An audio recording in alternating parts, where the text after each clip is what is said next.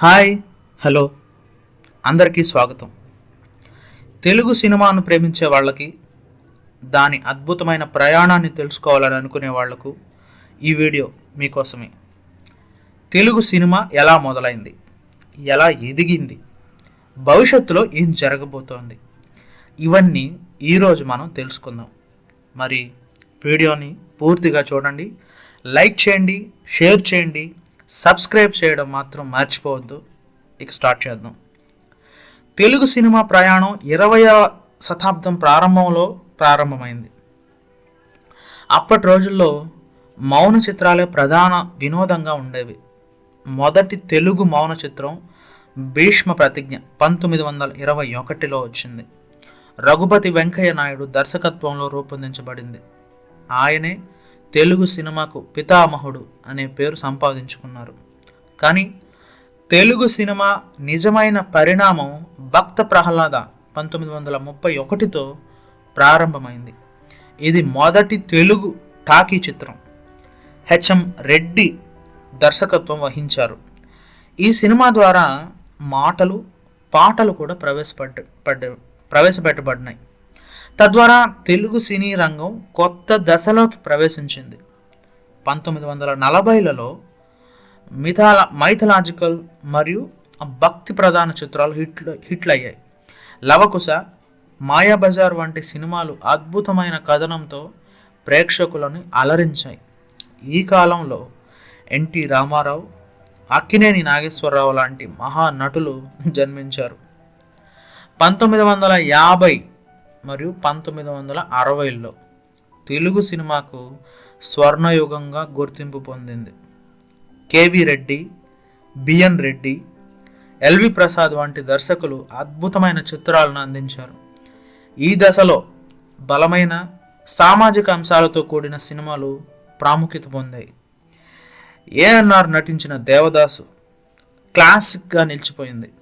అలాగే మిస్సమ్మ, గుండమ్మ కథ కామెడీ మరియు కుటుంబ కథలుగా నిలిచాయి.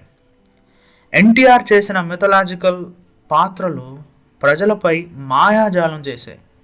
మాయాబజార్ భారత సినిమాకు గర్వించదగిన చిత్రంగా నిలిచింది. 1980లోకి వచ్చేసరికి తెలుగు సినిమా కొత్త దశను చేరుకుంది. కె విశ్వనాథ్, బాపు, రాఘవేంద్రరావు లాంటి దర్శకులు విభిన్న కోణాల్లో సినిమాలను తీశారు. కె విశ్వనాథ్ సంగీత ప్రధానమైన శంకరాభరణం, సాగర సంగమం వంటి చిత్రాలు తీశారు. ఈ కాలంలోనే చిరంజీవి, నాగార్జున, బాలకృష్ణ, వెంకటేష్ వంటి కొత్త తరం హీరోలు వచ్చారు. చిరంజీవి తన డ్యాన్స్, యాక్షన్ సినిమాలతో టాలీవుడ్ను కొత్త స్థాయికి తీసుకెళ్లారు. ఖైదీ, గ్యాంగ్ లీడర్, ఇంద్ర వంటి సినిమాలు బ్లాక్ బస్టర్ హిట్లుగా నిలిచాయి. నాగార్జున ప్రేమ కథా చిత్రాలతో, గీతాంజలి, భక్తి ప్రధాన చిత్రాలతో అన్నమయ్య ప్రత్యేక గుర్తింపు తెచ్చుకున్నాడు. ఇక 2000 నాటికి టాలీవుడ్ టెక్నాలజీ పరంగా ఎంతో అభివృద్ధి చెందింది. ఎస్ఎస్ రాజమౌళి, పూరి జగన్నాథ్, త్రివిక్రమ్ శ్రీనివాస్ వంటి దర్శకులు విభిన్న కథలను తెరపైకి చూపించారు.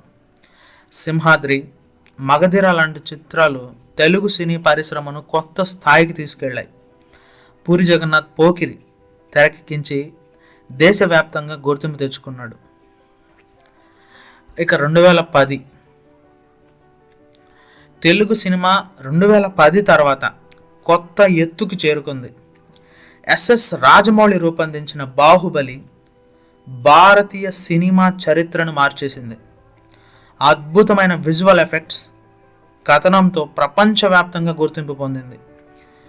ఇక కంటెంట్ బేస్డ్ సినిమాలు కూడా ఎక్కువగా వచ్చాయి. అర్జున్ రెడ్డి, మహానటి, జెర్సీ వంటి సినిమాలు తెలుగు సినిమా విభిన్న కోణాల్లో మెరుగుపడుతోందని నిరూపించాయి. స్ట్రీమింగ్ ప్లాట్ఫామ్లు అమెజాన్ ప్రైమ్, నెట్ఫ్లిక్స్, ఆహా ఇలాంటి స్ట్రీమింగ్ ప్లాట్ఫామ్లు రాకతో చిన్న సినిమాలకు పెద్ద వేదిక లభించింది. ప్రస్తుతం తెలుగు సినిమా అత్యున్నత స్థాయికి ఎదిగింది. ప్రభాస్, రామ్ చరణ్, అల్లు అర్జున్ లాంటి హీరోలు పాన్ ఇండియాగా గుర్తింపు తెచ్చుకున్నారు. Pushpa, the rice, triple R, Salaar వంటి సినిమాలు అంతర్జాతీయ స్థాయిలో టాలీవుడ్ సత్తా ఏంటో చూపించాయి. ప్రస్తుత దర్శకులు విజ్ఞానపరంగా, కథనం పరంగా కొత్త ప్రయోగాలు చేస్తున్నారు. ప్రశాంత్ నీల్, లోకేష్ కనకరాజ్ లాంటి కొత్త తరం దర్శకులు మరింత వినూత్న కథలు అందిస్తున్నారు. భవిష్యత్తులో తెలుగు సినిమా మరింత విశ్వవ్యాప్తం అవుతుందని అనుకోవచ్చు. ఇంతవరకు చూసినందుకు ధన్యవాదాలు. తెలుగు సినిమా ఎలా మారిందో, ఎంత ఎదిగిందో మనం చూసాం. మీకు ఏ కాలం తెలుగు సినిమా బాగా నచ్చింది కామెంట్స్లో చెప్పండి. ఈ వీడియో నచ్చితే లైక్ చేయండి, మీ ఫ్రెండ్స్తో షేర్ చేయండి. ఇంకా ఇలాంటి ఇంట్రెస్టింగ్ వీడియోల కోసం మన ఛానల్ని సబ్స్క్రైబ్ చేయడం మాత్రం మర్చిపోవద్దు. మరుసటి రోజు మరో వీడియోలో కలుద్దాం. అంతవరకు తెలుగు సినిమాని ఎంజాయ్ చేయండి.